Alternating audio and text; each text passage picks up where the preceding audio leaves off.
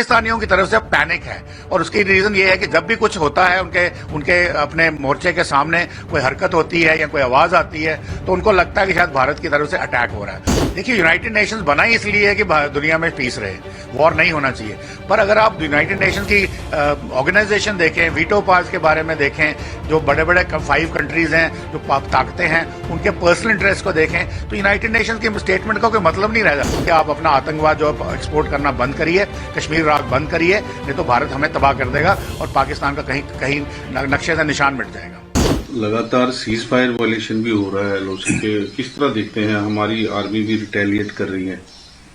देखिए, cease fire violation मैंने बोला 22 अप्रैल से जो है 53 हो चुकी हैं और ये सीज फायर वायलेशन चल रही है despite the agreement between India and Pakistan. DGMOs की बात भी होती है और उसके बाद जो हमारी फ्लैग लेवल मीटिंग्स होती हैं ब्रिगेड कमांडर लेवल पे, परंतु वो हमेशा कह देते हैं कि हमने नहीं की, ये कोई नॉन स्टेट एक्टर्स थे या कोई आतंकवादी थे या ये लोग कोई फ्रीडम फाइटर्स थे। परंतु अभी की जो सिचुएशन ये है कि 2 ही कारण है सीज फायर वायलेशन के। सारी की सारी जो फौजें हैं उस पर डटी हुई हैं क्योंकि लगता है कि अटैक इमिनेंट है, वॉर इमिनेंट है, तो वो सारे डटे हुए हैं, अपनी अपनी वॉर लोकेशन पे बैठे हुए हैं और पाकिस्तानियों की तरफ से पैनिक है और उसकी रीजन ये है कि जब भी कुछ होता है उनके अपने मोर्चे के सामने कोई हरकत होती है या कोई आवाज आती है तो उनको लगता है कि शायद भारत की तरफ से अटैक हो रहा है और वो स्मॉल आर्म्स फायर खोल देते हैं। और तो ये सब पैनिक है। अगर वो सोचे समझे तरीके से वायलेशन करते तो शायद आर्टिलरी का भी इस्तेमाल करते हैं। अब वो नहीं कर रहे हैं, ये ओनली उनके स्मॉल आर्म्स की फायरिंग हो रही है और भारत की तरफ से भी जब भी उनका कोई स्मॉल आर्म्स फायर खुलता है, किसी भी डायरेक्शन में खुलता है, तो एक अप्रोप्रिएट प्रॉपर मेजर्ड रिस्पॉन्स दिया जाता है। तो इस तरीके से ये पैनिक दिखाती है कि जो सीज फायर वायलेशन कंटिन्यूअसली करे जा रहे हैं, स्पेशली 22 अप्रैल के बाद। लेकिन सर यूएन जो तो उसको किस तरह देखते हैं? देखिए, यूनाइटेड नेशंस बना ही इसलिए है कि दुनिया में पीस रहे, वॉर नहीं होना चाहिए। पर अगर आप यूनाइटेड नेशंस की ऑर्गेनाइजेशन देखें, वीटो पावर्स के बारे में देखें, जो बड़े बड़े 5 कंट्रीज हैं जो ताकतें हैं, उनके पर्सनल इंटरेस्ट को देखें तो यूनाइटेड नेशंस के स्टेटमेंट का कोई मतलब नहीं रह जाता।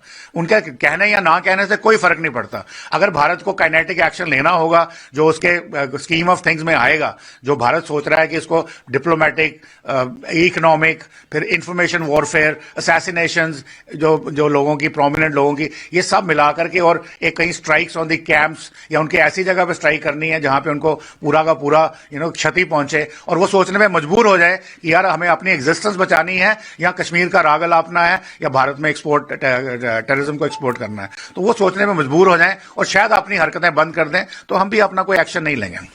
सर वही जिस तरह पानी और पाकिस्तान का जो अथॉरिटी है इसके ऊपर उन्होंने भी एक कंसर्न कहा है कि खरीफ जो क्रॉप है पाकिस्तान में वो इम्पैक्ट होगा, तो किस तरह देखते हैं? देखिए, ये तो हमको पहले से पता था कि जो इंडस वाटर ट्रीटी 1960 में साइन की थी वो लॉपसाइडेड थी।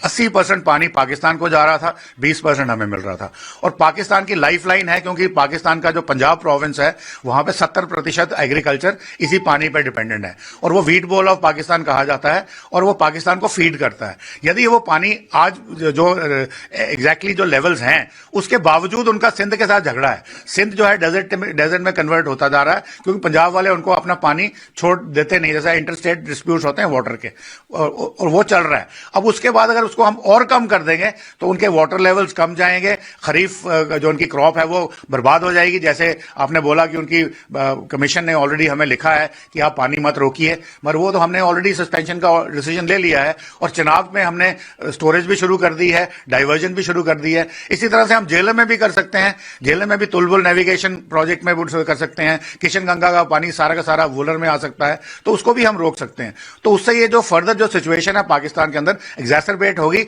और उनको लगेगा कि भाई देखो हमारी खतरा, हमारा अस्तित्व ही खतरे में है। कौन लोग हैं वो? जो पाकिस्तान के आका है, आईएसआई के लोग हैं जो पंजाब में रहते हैं, प्लस उनके जो चीफ हैं जिनको वो समाज सेवी कहते हैं आतंकवादियों के, जैसे हाफिज सईद, मुल्ला उमर जैसे लोग हैं।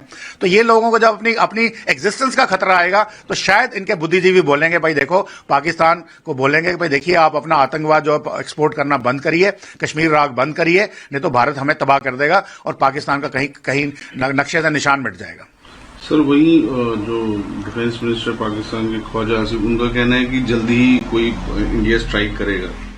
देखिए, ख्वाजा आसिफ जो हैं वही एक सेन माइंडेड स्टेटमेंट्स दे रहे हैं, जो उनको शायद आर्मी बता रही है कि देखो भाई, डरे हुए हैं कि देखो भाई, भारत तो हमें हमला करने वाला है और हमारी पैरिटी, भारत की सेना और हमारी सेना कहां खड़ी है। और फिर दुनिया भर के अगर वो सोचते हैं कि चाइना मदद करेगा या तुर्की मदद करेगा, तो ये सब चीजें जो उनकी जो असेसमेंट करने के बाद वो स्टेटमेंट दे रहे हैं, जबकि बाकी लीडर उनके गीदड़ बकरियां कि हम फोड़ देंगे 100 किलो बम, एटम बम, ये वो जो बातें कर रहे हैं। तो ये बात उनको बड़ी क्लियर है कि भारत अटैक करने की काबिलियत रखता है और उसके सामने वो खड़े नहीं हो सकते, इसलिए वो इस किस्म के बयान दे रहे हैं। तो अब सिचुएशन किस तरह देखते हो, जो अभी प्रेजेंट सिचुएशन है, अब आगे क्या एस्केलेशन इसमें? अभी जो सिचुएशन है उसमें भारत ने बड़े ही मेजर्ड तरीके से रिस्पांस ले दिया है। पहली जो कैबिनेट कमेटी ऑन सिक्योरिटी की मीटिंग हुई थी उसमें 5 बड़े फैसले लिए गए थे और वो फैसले बाद में आस्ता आस्ता चलते जा रहे हैं। तो भारत अभी डिप्लोमेटिकली पाकिस्तान को टैकल कर रहा है काफी सक्सेसफुली, इकोनॉमिकली टैकल कर रहा है, वो भी सक्सेसफुल है। उसके अलावा इंफॉर्मेशन वॉरफेयर के जो तरीके हैं उनको भी कर रहा है, सोशल मीडिया का भी कर रहा है, और साथ में एक विकल्प हमारे पास अटैक का भी है। उसके ऊपर एक लिमिटेड अटैक हो सकता है, कोई स्ट्राइक हो सकती है, वो उसके लिए एक पूरी प्लानिंग की जा रही है और वो भारत उस वक्त करेगा अपने at the place of their choosing of time as well as place. तो वो अपना सोच समझ के जल्दी नहीं करेगा, एक सोची साजिद तकनीक के हिसाब से करेगा। तो इसके साथ ही में इंडस वाटर ट्रीटी का जो पानी जो रोका जाएगा, तो ये सब चीजें जब मिल करके पाकिस्तान को धीरे धीरे उसका इफेक्ट देना शुरू करेंगी, और ऑलरेडी पाकिस्तान में इसका इफेक्ट हो रहा है।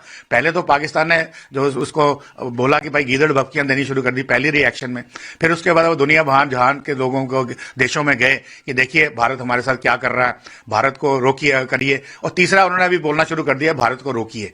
इसका मतलब वो डरे हुए हैं। तो भारत की तरफ से जो रिस्पॉन्स आने वाला है वो है एक कोऑर्डिनेटेड, इंटीग्रेटेड, सिनर्जाइज्ड रिस्पॉन्स। उसमें स्ट्राइक भी होगी, उसमें डिप्लोमेटिक मेजर्स भी होंगे, उसके अंदर इकोनॉमिक मेजर्स भी होंगे, उसके अंदर सोशल मीडिया हैंडल्स को जो ब्लॉक किया जा रहा है, जो कल्चरल रिलेशंस खत्म किए जा रहे हैं, प्लस उसके साथ में नैरेटिव बिल्डिंग भी होगी। और पाकिस्तान की जो इंपॉर्टेंट जो हस्तियां हैं जो टेररिज्म को बढ़ावा देती हैं, ये पाकिस्तान के आईएसआई के जो की प्लेयर्स हैं या उनके आर्मी चीफ हैं, या ये उनके जो जितने भी टेररिस्ट ऑर्गेनाइजेशंस के हेड हैं, हाफिज सईद या मुल्ला उमर जैसे लोग हैं, इनकी असैसिनेशन, इनको नॉक ऑफ करने के लिए, चाहे वो काइनेटिक मीन से हो या चाहे उसके लिए कोई ग्राउंड रेड्स हो, ये सब एक कंसोर्टेड अटैक दिया जाएगा टू इंश्योर कि जो आतंकवाद है वंस फॉर ऑल खत्म हो जाए। जब इनके हैंडलर्स ही नहीं बचेंगे तो आतंकवाद कहां से आएगा। पर हम फिर भी चाहते हैं कि हम पाकिस्तान को नुकसान नहीं पहुंचाना चाहते इतना। हम कहते हैं कि आप समझ जाइए, आतंकवाद बंद करिए, कश्मीर का राग अलापना बंद कर दिए, हमारी तरफ से ऐसा कोई एक्शन नहीं होगा।